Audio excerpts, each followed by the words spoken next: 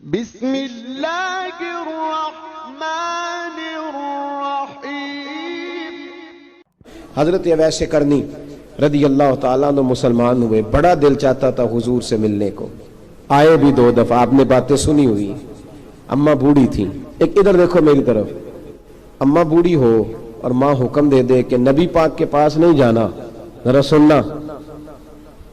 تو حضرت اویس قرنی، یہ داتا گنج بخش علی اجویری نے لکھا ہے، یہ امام شورانی نے لکھا ہے، یہ تمام ان کو سیرت نگاروں نے لکھا ہے، کہا بیٹے میں کمزور ہوں، مجھے چھوڑ کے نہ جانا، چھوڑ کے نہ جانا۔ ایک دن بڑی منت کی، رو پڑے، اماں نے کہا بیٹا جانا، لیکن اگر حضور گھر نہ ہوئے تو تلاش نہ کرنا، میں فالج زدہ عورت ہوں، اٹھ کے چل نہیں سکتی۔ او بھائی، حضرت اویس کہتے ہیں میں نے دروازے پہ دستک دی، یہ امام شورانی کے جملے، سیدہ عائشہ صدیقہ اندر سے بولی کون ہے دروازے پہ؟ کیا لفظ ہے، کیا انداز ہے۔ آج تو مرید بھی ٹیلی فون کرتا ہے، کہتا ہے پیر صاحب تیار ہو جائے، میں پہنچ رہا ہوں قریب، آ گیا ہوں، ذرا ریڈی ہو جائے۔ حضرت اویس قرنی دروازے پہ کھڑے، کون ہے؟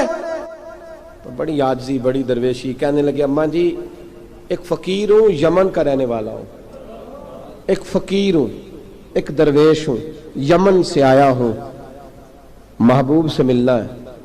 کہا وہ تو گھر میں حجرے میں تشریف فرما نہیں ہے، باہر دیکھ لو، مسجد میں یا کسی جگہ تلاش کر لو۔ تو حضرت اویس قرنی کی آنکھوں میں آنسو آئے، کہنے لگے وہ آئے تو بتا دینا کہ ایک قرن سے فقیر آیا تھا۔ یہ امام شورانی کے جملے ہیں۔ حضرت عائشہ کہتی ہے مجھے بتانا نہیں پڑا، محبوب گھر آئے تو آتے ہی پوچھنے لگے عائشہ کوئی آیا تھا؟ علم غیب رسول کے منکر اس حقیقت کو بھول جاتے ہیں، غیب مانا کہ راز ہے، لیکن راز اپنوں سے کب چھپاتے ہیں۔ نبی کریم صلی اللہ علیہ وسلم کوئی آیا تھا؟ حضرت عائشہ نے سوال عرض کی یا رسول اللہ آپ کو کیسے لگا؟ حضور فرمانے لگے کسی کی خوشبو آ رہی ہے، کسی کی، یہ امام شورانی کے لفظ ہے، کسی کی، اگرچہ غالب خوشبو خود محبوب کی ہے، کسی کی خوشبو آ رہی ہے۔ کہ حضور قرن کا رہنے والا کو فقیر آیا تھا، سلام چھوڑ کے چلا گیا۔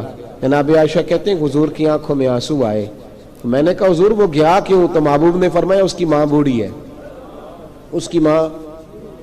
محبوب اگر اماں کے لیے کہتے ہیں چل سیکھے نا تابی بنے، وہ صحابی نہیں بن سکے، تابی تو تبلیغ کرنے کیسے چلا جاتا ہے بیمار ماں کو چھوڑ کے؟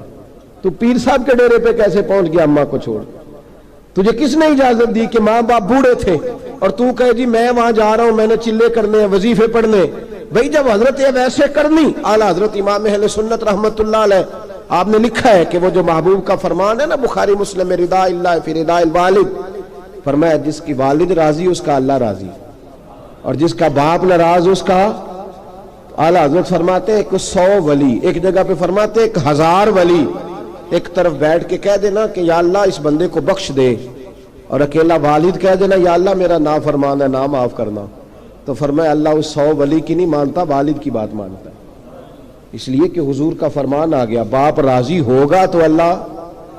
تو میرے بھائی شریعت ایک حقیقت ہے، اس حقیقت کو سمجھیں۔ حضرت اویس قرنی کی زندگی کا ایک پہلو یہ، دوسرا پہلو یہ جو ہے نا بڑی لمبی چوڑی داستانیں، اور بڑا ہمیں شوق ہے تصویروں کا، بڑا شوق ہے، آپ یقین کریں میری طرح کے بہت سارے لوگوں کے پوسٹر چھپتے ہیں، بڑی بڑی تصویریں لگی ہوئی ہیں چوکوں میں۔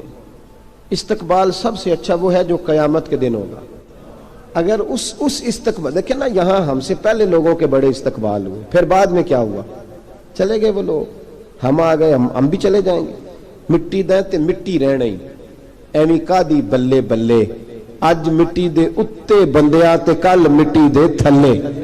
حضرت اویس قرنی خیر التابعین ہے، تابعین میں سب سے پہلا نمبر ہے۔ آپ کی سب سے بڑی فضیلت یہ ہے کہ آپ نا، یہ ہم نہ بتاتے بڑا ہیں، گزرتے گزرتے بتا دیتے ہیں کہ میں تہجد گزار بھی ہوں، گزرتے گزرتے بتا دیتے ہیں کہ مسجد کی جو ٹائلیں ہیں نا وہ میں نے لگوائی ہیں، بس کوئی بندہ مل جائے صحیح جس کو ہم کرامتیں سنا سکیں۔ میرے جیسے مولوی صاحب بھی بتاتے ہیں، کہتے ہیں جب میرے جیسے اچھے لوگوں کی وہی بتاتے ہیں جب میں مسجد میں آیا تھا تو 30 بچے تھے، اب پورے 80 ہیں، وہی بتاتے ہیں 1.5 صف ہوتی تھی نمازیوں کی۔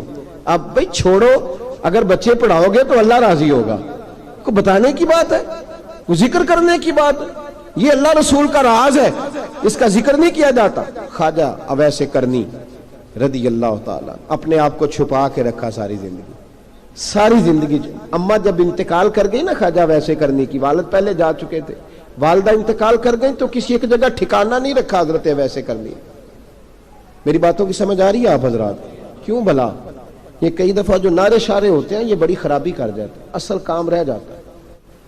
دست بوسی کرنے والے کئی دفعہ اتنا دور لے جاتے ہیں کہ انسان کے اپنے وظائف پیچھے رہ جاتے ہیں، کئی دفعہ مشکلات ہوتے ہیں۔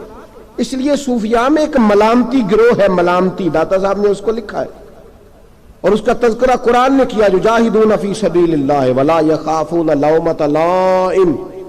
فرمایا اللہ کے کچھ بندے ایسے ہیں جو اللہ کے راستے میں جہاد کرتے ہیں اور جب لوگ انہیں برا کہتے ہیں تو اس کی پرواہ نہیں کرتے۔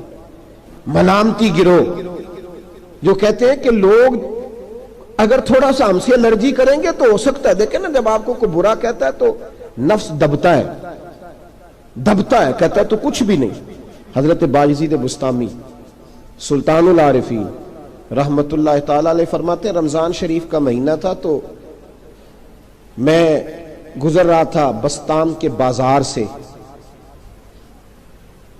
لوگ دکانوں سے اٹھ کے مجھے ملنے آنے لگے تو میرا نفس مجھے کہنے لگا باجزید اتنی شان تو آج بادشاہ کی بھی نہیں جتنی تیری ہے، پھر کاروبار چھوڑ کے تو نہیں آتا۔ کہتے ہیں اسی لمحے وہ جو میری روحانی ترقی تھی وہ روک گئی، میں پریشان ہو گیا کہ میں نے لوگوں کی تعریفوں کو بڑا سمجھ لیا۔ کہتے ہیں کھجوریں تھی ریڈی، پتہ رمضان میں کھجوریں بڑی بکتی ہیں، کہتے ہیں میں آگے بڑھا، لوگ سلامیں لے رہے تھے، ایک کھجور اٹھا کے نہ کھائی نہیں، اٹھا کے نہ منہ میں رکھ لی، صرف منہ میں۔ لوگ کہنے لگے دفع کرو یہ بھی کوئی بندہ ہے، اس نے روزہ ہی نہیں رکھا پیر ہو کے۔ کہتے ہیں لوگوں نے ملامت کی تو میرا نفس کچلا گیا۔ جب کوئی آپ کو برا کہتا ہے نا، پھر جو سجدے میں رونے کا مزہ آتا ہے وہ تعریف کے وقت سجدہ ہوتا ہے کبھی؟